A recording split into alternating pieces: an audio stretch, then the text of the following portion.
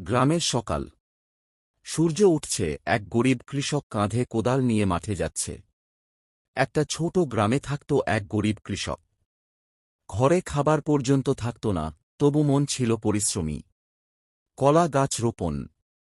কৃষক মাটিতে ছোট একটা কলা গাছ লাগাচ্ছে, পাশে তার কবুতর উঠছে। একদিন সে নিজের জমিতে একটা কলা গাছ লাগাল, সায় বুক বেঁধে, কেমিক্যাল দেওয়া। কৃষক গাছে বোতল থেকে কেমিক্যাল দিচ্ছে, হালকা ধোঁয়া উঠছে। ফসল ভালো হবে ভেবে সে গাছে দিল এক বিশেষ কেমিক্যাল, কলার বৃদ্ধি।